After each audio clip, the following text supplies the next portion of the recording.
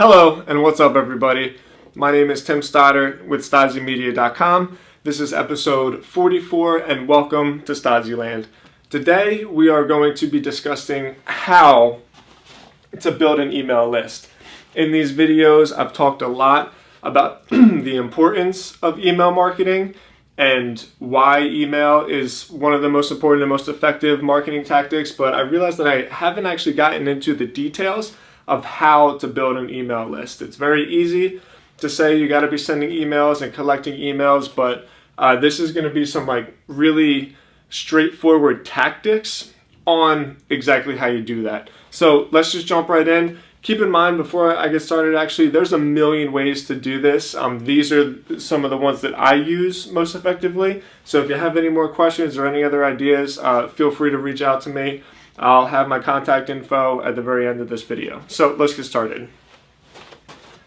Number one, there's a great third-party application called Sumo. If you just go to sumo.com, you'll see it. Now, there's a free version and there's also a paid version. It's pretty expensive. It's an expensive app, but I use it for every one of my websites. It's done wonders for me. And what it is it's a tool that lets you design different pop-ups. You can embed different email forms. You can put bars at the top of your web pages. You can put this thing they have called a welcome mat, where once you get to a page, everything sort of disappears and there's an email form. It's a really great tool.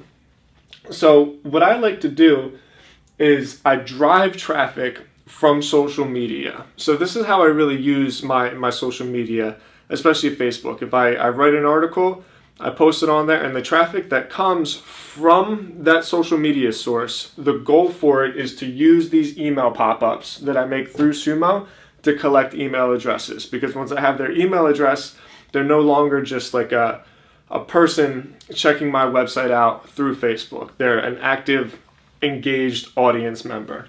So you drive traffic from social media, you collect their emails through pop-ups. Now, Sumo's pretty complex, so you have to mess around with it a little bit, but you can design a bunch of different pop-ups.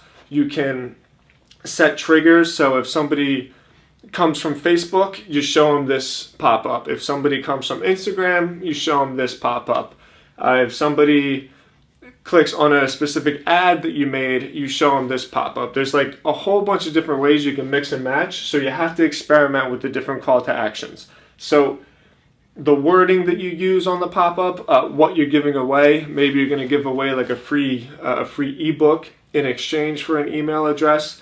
There's so many ways to do this that I could do a whole entire whiteboard series on pop-up and experimentation with call to actions alone. The point is that I'm trying to make here, get Sumo. If you're intimidated by it, start with the free version. It still has a pop-up. It's a lot simpler, but it'll work. And just start experimenting with the wording that you use and why somebody would want to sign up for your email list. You'll definitely get results. And this actually makes something of your social media traffic, which is important. So, tactic number 2. Landing pages are also very effective. So the difference is a pop-up can show on any page. So let's say you write a blog and you post that blog on Facebook and someone's reading the blog and then it pops in front of them. That's great. However, it can sort of diminish the user experience a little bit. The last thing you want to do when you're enjoying an article is be interrupted with something popping up at you. So a way around that is to design a specific landing page. So a landing page is a web page that serves no other purpose other than what you designed it for. So this is like a really standard design. You just have a page. There's usually nothing up here. There's no navigation because once they get there, you don't want them leaving. You can have a picture, a little headline, a form. I'll put it right here for your email. A bunch of bullet points of like what the benefits for signing up for this email list would be. So by driving traffic to a landing page, you target them for a very, very specific action that you want them to take.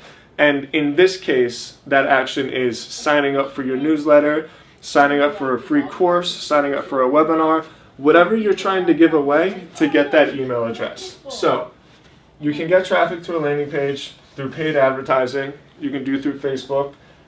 Another good way is if you're guest blogging on websites. In the author bio, you can make that link specific to the landing page. So normally, if people write a guest blog, they have their author bio, and they have like 2 to 3 sentences about them, and they have a link to their website. They most commonly put that link to the homepage of their website. But if you're trying to build an email list, what I suggest is to put that link directly to this landing page so they can learn about you, learn about the benefits of signing up for your email list, and then be incentivized to do so. And then, of course, this one's pretty common. It's always a good idea to give something away for free in exchange for an email list. So it's more like a bribe than it is giving something away. What a lot of people do is they write ebooks, like 5 different ways to grow your business. Sign up now. And they give their email address, and then the ebook gets sent to them. Over the last couple months and years, this has become less effective simply because people are just pretty savvy to what's going on. They'll either give you like a fake email address that they never use. We all have email addresses that we just have specifically to send spam and bills and things that we don't want to.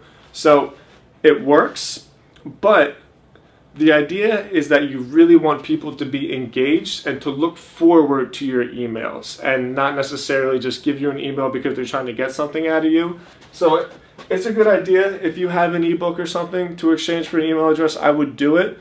But the best way to do it is through this, is to provide content, provide value, get somebody interested in what it is that you're offering and what you're saying.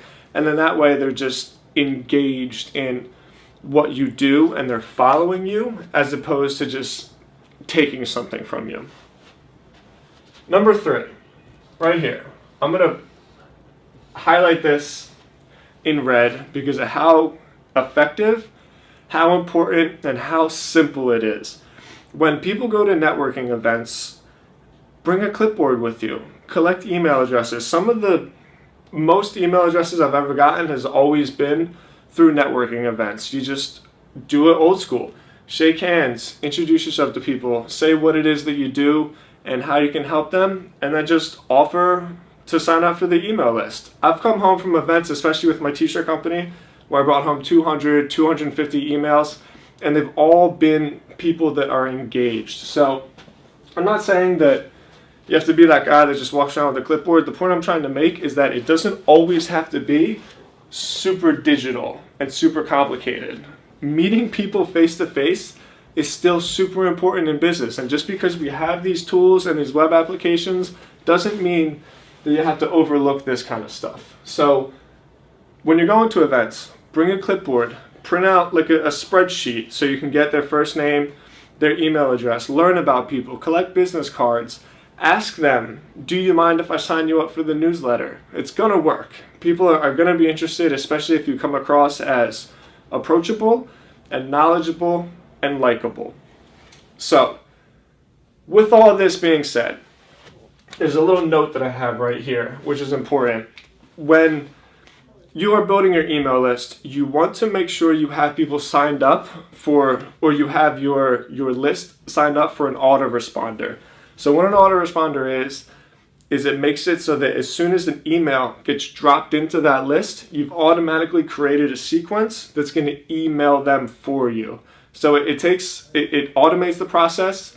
It makes it so that you are sending the right content to the right person, depending on what list they belong in. And it just sort of takes the edge away where if somebody signed up, you immediately can be in touch with them through an autoresponder. So again, this can get pretty complicated because you can design different emails and send them to different people at different times with different lists and all types of stuff. If you have any questions on this, and if you have any questions on Sumo, you guys know how to reach me. It's right down here, tim@stodzy.com. This is super important. There's other ways to do this. These are just simply the methods that I like to use. It's going to be the easiest, the simplest, and the most effective. So I look forward to speaking to you. Thank you so much for your time and your attention. I shall see you next time. Peace.